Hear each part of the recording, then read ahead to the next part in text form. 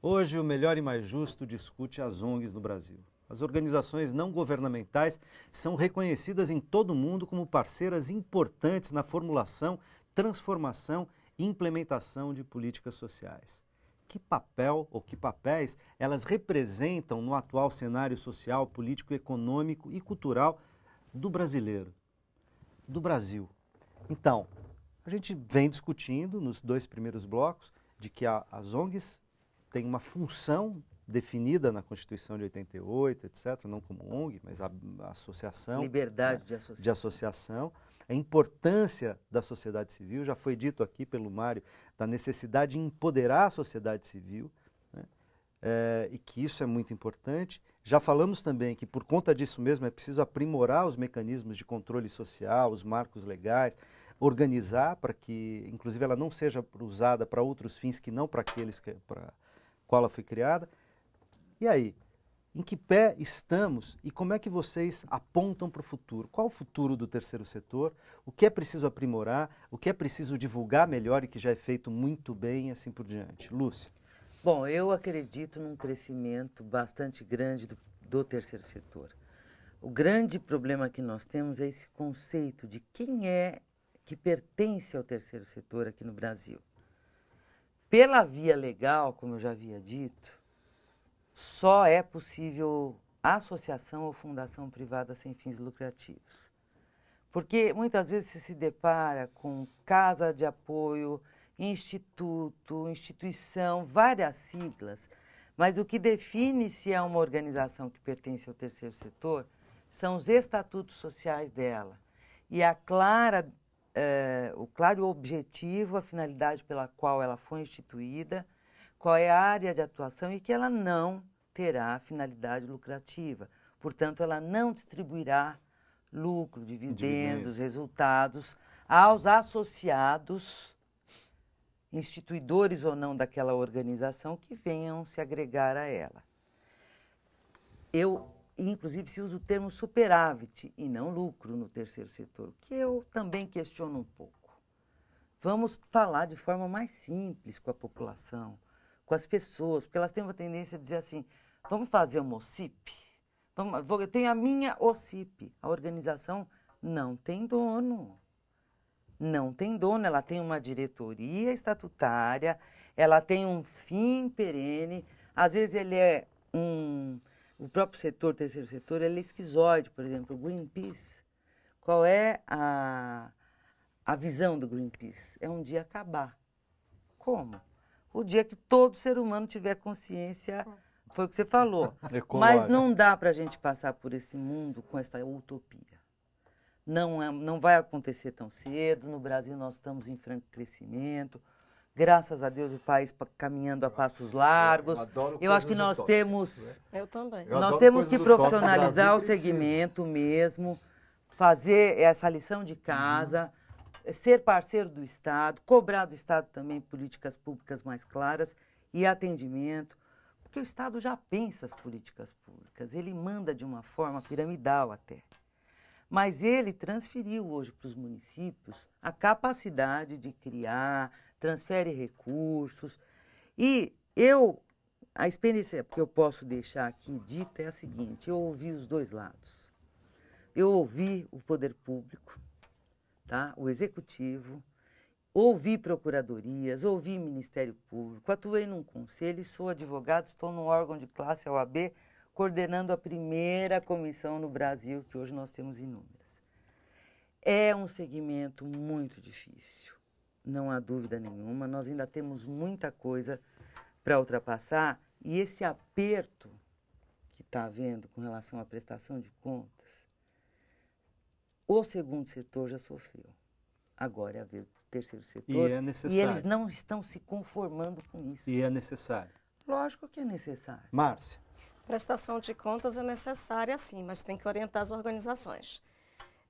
Eu fico muito preocupada com essa questão e eu volto a dizer transparência, prestação de contas, quando eu falo que tem que ter leis mais rígidas, não para as corretas, porque as leis mais rígidas no Brasil é para as corretas. E para as filantrópicas, para essas organizações que estão aparecendo na mídia, elas não aparecem. e recebem dinheiro público muitas vezes. Como é que está esse processo de Mas pressão? aí não é lei, é controle, né? Pois é, Fiscalização, controle e porque a lei tem que ser para fiscalização. todas. Tá Lei, certo? fiscalização, controle. Sempre tem uma brecha nesse país, é impressionante. É um país da brecha. É o país que esconde e mascara. Não é um país igual para todos. A lei nesse país não é igual para todos, deveria. Diga-se de passagem o que aconteceu no Pará agora. Absorvição, por exemplo, sem entrar nessa linha de quem? Do mandante daqueles 2 casais que defendiam a natureza, uma ação pública, natureza, ecologia, humanidade. Ele foi absolvido? Claro que não, né? A lei é para todos. Para o terceiro setor, essa fiscalização, essa prestação de conta são para todas as organizações. Aliás, ele foi absolvido. Quem foi condenado foram os 2 capangas, né? No Pará se fala capangas. Ele foi absolvido, gente. E lei é para todos no Brasil, a democracia é para todos. E no terceiro setor, essa prestação de conta, essa coisa absurdamente que, concordo com a Lúcia quando coloca, tem muita legislação, mas para quem? Fiscalização para quem? Onde é que aparece aí a fiscalização para essas filantrópicas de políticos? Sabe qual é a sensação que a gente tem? Né? Que os órgãos da administração pública não se falam. Então, cada um fica controlando por um lado. É uma grande máfia e corrupção dentro de um setor.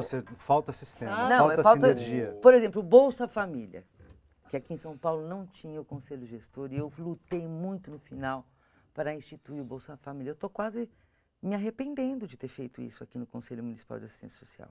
Existem 2 condicionalidades muito importantes, que é o princípio, a teoria que fundamenta. A frequência escolar da criança e a carteira de vacinas. As secretarias de educação e de saúde não se falam. Como é que a gente faz esse controle? Porque, gente, vamos pensar São Paulo, como eu disse, é uma grande metrópole. A cidade de São Paulo é um país, então tudo acontece aqui. Mas nós temos que observar as regionalidades do país. Nós temos inúmeras regiões onde o perfil, as ONGs, as diferenças culturais... Aonde mora essa questão? Porque assim, a gente às vezes vai jogando para fora. Mora muito de uma maneira de se fazer. Eu pego o usuário. Quem está sendo o usuário? Nós estamos percebendo que existe uma evolução, né, no processo das pessoas de aquisição de alimentação, de bens e serviços, enfim. A população vem tendo distribuição de renda, vem acontecendo. O que o terceiro setor necessariamente tem que denunciar, então? As unidades de trabalho da política pública, se tem um benefício público, tem que ser organizado. Eu acho que é papel do terceiro setor dizer Estado, ou se o Estado está fazendo isso, denuncie para o Estado. Organize, ajude a organizar.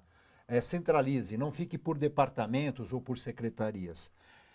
Isso eu acho que faz papel do terceiro setor. O terceiro setor consegue pegar o público e perceber o que está craquelado socialmente. É nas organizações sociais que as pessoas se encontram e você percebe os furos da nossa sociedade. É do terceiro setor trazer isso à tona e trazer essa discussão e organizar a partir daí maneiras de gestão, maneiras de ouvir, maneiras de produzir políticas adequadas para que o benefício chegue no público. Esse é o papel que a gente tem. E eu acho que a gente precisa caminhar para isso. Eu acho que nós precisamos pensar modelos de gestão mais integrados, sair da concepção de departamentos. O benefício é uno, deveria isso ser, também pode e sermos defensores do direito nesse sentido. O que é ter um benefício uno? Uno, para o Bolsa Família. Se é para todos, então vamos organizar isso para quem efetivamente merece. Ele não tem que ter o desvio da sua natureza. Ele pode ser questionado, modificado, a gente pode aperfeiçoar. E tem uma coisa muito importante que ter para esse objetivo. Você menciona o Bolsa Família.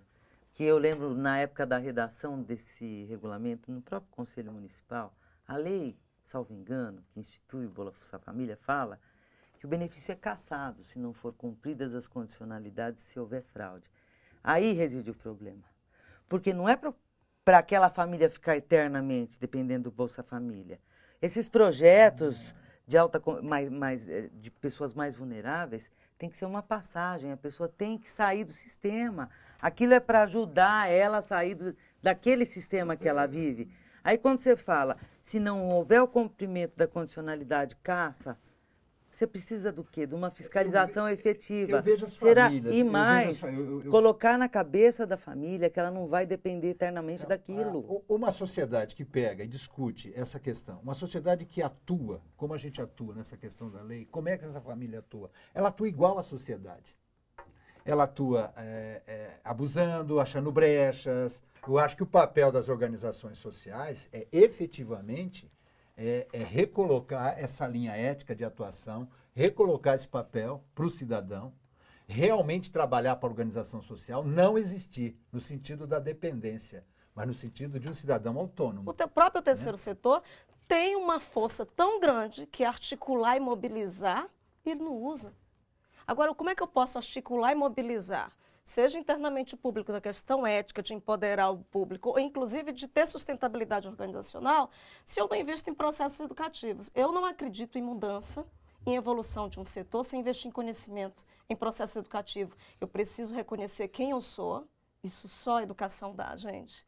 Eu não estou falando de administração no enfoque de gestão. Administração é um enfoque sistêmico, entender tudo o que se faz, entender o público. Isso só o conhecimento dá. E aí eu defendo muita aproximação com a universidade. Sabe, a universidade tem um papel importante e pode ajudar muito o terceiro setor nesse processo. Acho que o terceiro setor sozinho, a universidade está começando a entrar com seus núcleos de estudo, com a psicologia, com o serviço social, ainda está começando timidamente uma discussão. Em São Paulo, na PUC, isso está muito forte, na GB começou, mas terminou, a USP. Eu acho que a universidade pode ser um parceiro importante para conversar sobre cidadania, que tem muita organização do terceiro setor que não sabe nem o que é cidadania. Como é que eu vou articular e mobilizar se eu não sei nem qual é meu papel? Como é que eu vou prestar conta, Lúcia? Uma boa prestação de conta vem com um bom projeto, um bom balanço, prestação de conta, se eu não sei. Nem, às vezes, escrever.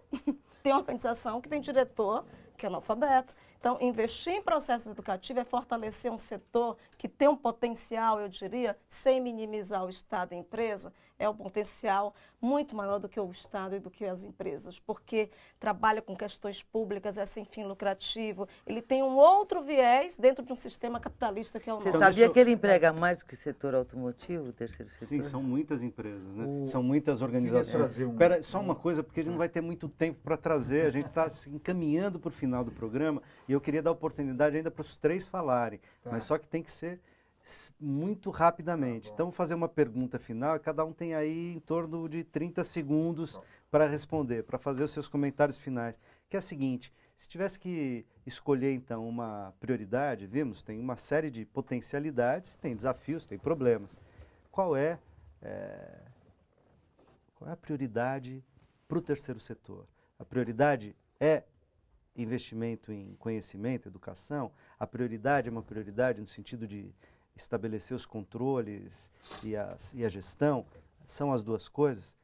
O que é em 30 segundos? Lúcia, o que esse setor precisa prioritariamente? Que é muito difícil definir isso em 30 Escolhe segundos. uma prioridade. Pode Primeiro, ter 20 a cultura educacional para a própria organização, para que ela queira mostrar o que ela faz efetivamente. Que se organizar internamente. Se organizar internamente e ter com muita clareza por que ela existe, que causa ela está defendendo e qual é o assistido que ela está beneficiando com a ação dela. E ter em mente que uma profissionalização em uma organização não se faz do dia para a noite. São processos organizacionais. E o terceiro setor se mostra, sim, um processo civilizatório de parceria. Mário. Sociedade Civil e Estado. Vou tentar colocar isso em 30 segundos e ser extremamente... É uma, entre muitas prioridades, elege uma. Eu vou eleger uma que eu acho que é fundamental. Todas as organizações sociais têm que trabalhar para o seu fechamento, o que significa que a sociedade tem que se organizar nesse sentido para superar as suas necessidades. Então, a sociedade superar os problemas que deram origem àquela organização. Se ela superar o problema, aquela organização não precisa mais existir. E entenda a profundidade disso. É profundo mesmo. Márcia. Eu vejo como um conjunto de coisas, que começa com educação. Educação, para mim, conhecimento, mostra autonomia, mostra liberdade, e se pode fazer muito mais quando se tem isso muito presente do ponto de vista ético, cidadania, de gestão. Eu não vejo isso de forma fragmentada, mas tudo começa com o processo educativo. E aí vem um papel, sim, da universidade, de outros atores entrarem nessa arena para fortalecer um setor tão bonito que é o terceiro setor. E tem muita gente comprometida e legal, fazendo coisas importantes, mas tem que saber o que é importante.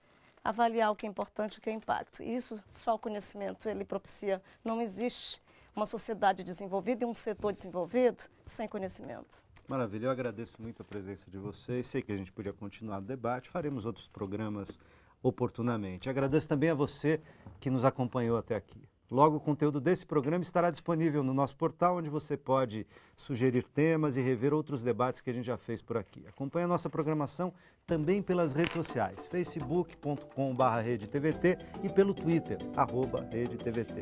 A gente se encontra na próxima quinta ou a qualquer momento pela internet. Forte abraço.